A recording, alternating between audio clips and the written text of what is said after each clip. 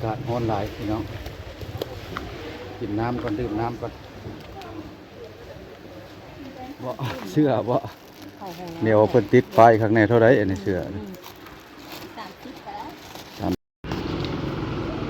สบายดีมัดสุขุสุขดมื้อนี้ก็บ่แปลกมาซื้อไดเนาะพอได้ฮดพักสิเข้าไปถามมึงไดก่อนมีรุ่นใดแน่เนาะ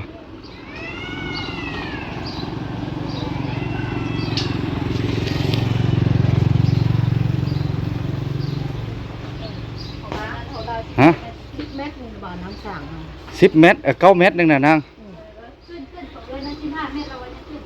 บ่เท่าไรคะนางโอ้เท่าแก่ไปใส่ยามพักผ่อนเนาะเคยซื้อนะเพิ่นอยู่เท่าแก่เลยอย่าปลุกแล้วเจ้ามูลค่าแล้วก็จะ400,000 ปลายบ่เราว่า400,000 ปลายเครื่องครบหมดเนาะอันนี้เป็นห้านอยู่ตลาดหลักสามมันไดมันเปลืองไฟอะไรแล้วสิซื้อไดใส่เอาเพราะว่าไดกับปีละหน่วยท่านผู้ชม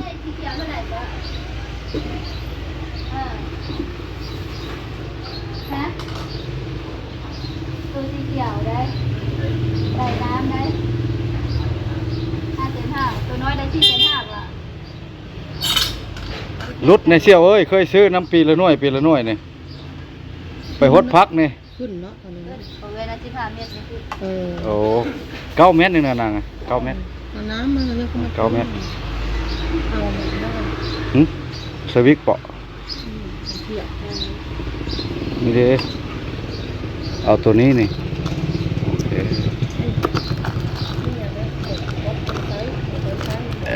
สกอต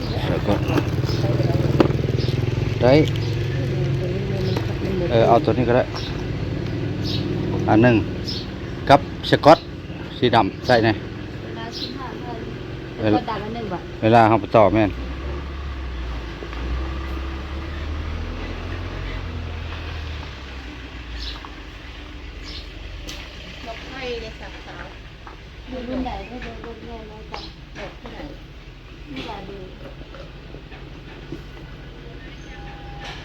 ดอกไฟไตบัดบนเดินนะปีละหน่วยใดนี่กันเนาะแต่ว่ามันหักเฮาขัดผู้ใจคันขี้ดินเข้าหลายมันก็ที่คันหาแบบหักจ่าบ่หันมันขี้ดินเข้าบ่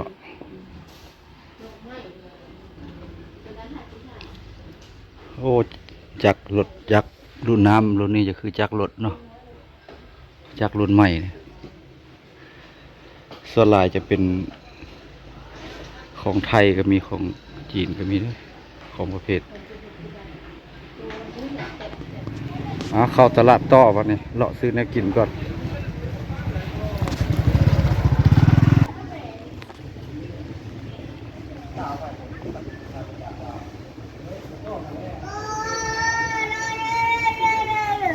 เป็นตลาดหลักสามเป็นตลาดใหญ่อยู่ในเขตขมวนถือว่าใหญ่สุดเนาะกว้างอยู่หลายเฮกตาร์อยู่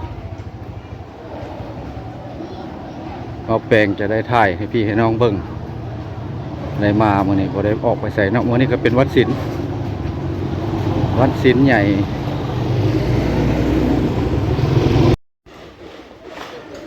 ส่วนหลาย11 โมงเลยอยากเลิกแล้วคนภายไปทางนั้นบ่เรามาแล้วน้ำเราเมื่อแล้วแตะเท่าไรซื้อไปแตะเท่าไรแต่ว่าเท่าไรแตะเนี่ย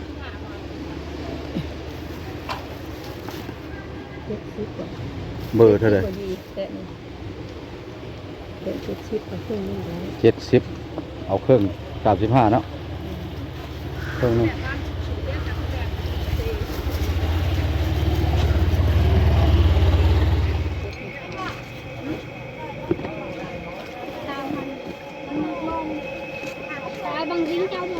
chị bỏ 2 bao rồi đấy chị bỏ 2 bao em á cả 2 bao nhà bà Thanh nhà bà nó bảo khốn đi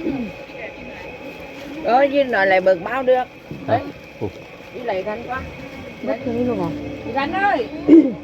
Cái dài chị lại 2 bao เมื่อเราวันไหนซื้อเลาะเบิ่งโซนขายแนวกินซัดป้าเครื่องป้าของดง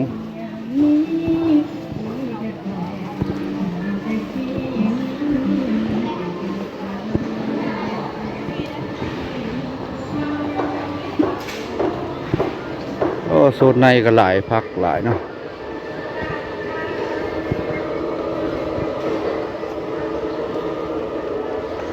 อยากเลิกแล้วโซนนอกนี่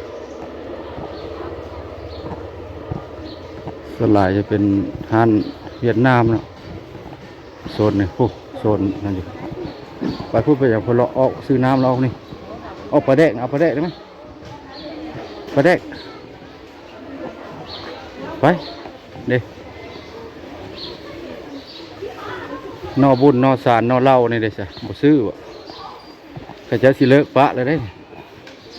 เห็นบ่แปลนเติด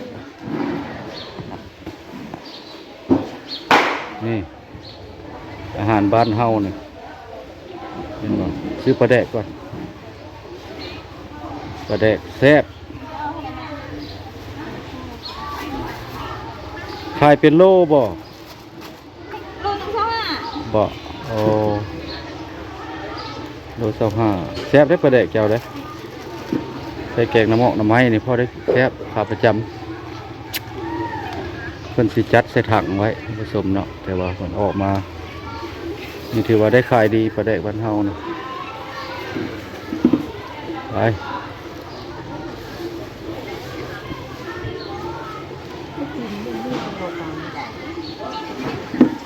เมื่อก็จะเป็นแล้วพันน้ำขาประจำโซนนั้นจะมดอยากเลิกมาแล้วเนาะไปเลิกเลยหมด11-12 โมงแล้วถือว่ามด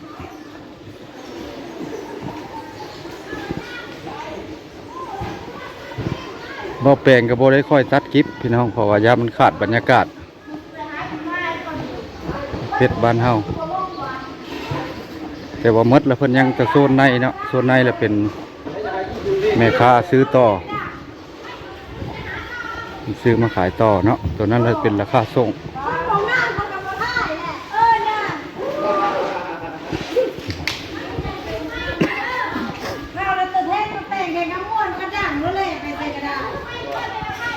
โซนในกินกับห้านนี่ท่านผู้ชม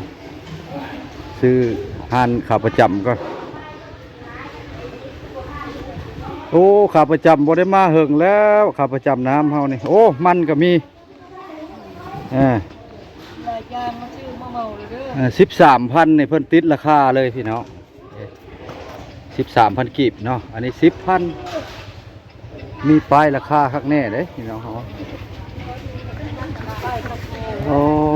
มะม่วงอ่ะมะม่วงยามนี้ก็มีเนาะโอ้เอามาแต่ไทยบ่เขมรโอ้มะม่วงเขมรเด้ท่านผู้ชมมะม่วงเขมรเด้อมะม่วงอันเป็นทุกปีเนาะซื้อน้ำอยู่ฮั่นน้องขาประจำเนาะเพิ่นขายกันราคาถือเด้ถ้าท่านผู้ชมมาตลาดหลักสามเราอย่าลืมเนาะซื้อน้ำเพิ่นขายก็เหมาะสมถือหวานอันนี้ 12,000 รถกู้ภัยแกคนเจ็บประตูมันอัดมาแน่นคนเจ็บอะไรลงมา บ่ตกบ่ จ่ายนะ ตกบ่โอ้โดยจากประเทศหนึ่งมัน เบิ่งเฮิงบ่ได้ค่อยสิผิดกฎมันกิบเขาโอ้อันนี้เท่าไหร่อันนี้เป็นอย่างน้ำปั้น ข้าวเดียวน้ำนี่เจ้าคืออย่างข้าวเดียววันนี้2 2 จอก คนคือกันเลยว่าแม่แหละ บ่ได้มาเฮิงนะฮะน้องสาวเพิ่นเนาะเพิ่นปิดปากเนาะสิบ่จื้อไปได้ในคลิปเก่าเพิ่นบ่ได้ปิดปาก12,000ท่านผู้ชม12,000 2 โมง นะไปกันต่อบัดนี้ไปซื้อน้ มันหอม ำเห็นบอกคนหมดละฮะหมดละ ไหลเลย หมดแล้วเพิ่นเมื่อหมดละหานนะว่าจะไปเลาะเบิ่งอยู่เพิ่นเมื่อหมดแล้ว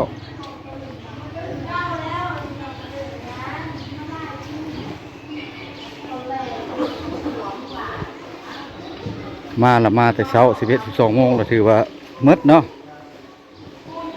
ทางนครหลวงเวียงจันทน์มื้อนี้ก็เป็นมื้อ15ค่ำก็เป็นมื้อตักบาตรเนาะในค่ำคืนมื้อแรงก็เป็นคืนสุดท้ายเนาะเพิ่นอย่างงั้นอยู่นครหลวงเวียงจันทน์เฮาบุญประจำปีบุญธาตุหลวงวัด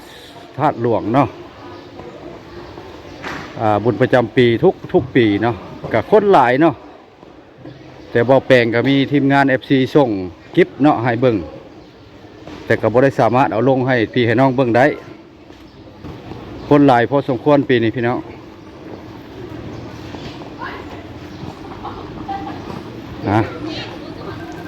รอกี่เหงื่อ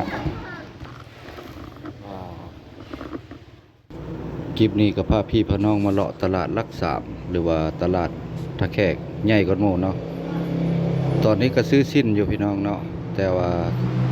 คลิปนี้ก็ภาพยังมืดเนาะเพอมันยังเข้าไตไฟเนาะขอปิดคลิปไว้เพียงส่ำนี้คลิปหน้าคลิปในพบพอกันใหม่พี่น้องเฮากลับบ้านก็เด้อพี่น้องเฮาไปก่อนพี่น้องลาตรีสุขสันต์หมดสุขสุขคนไปก่อนพี่น้องบ๊ายบาย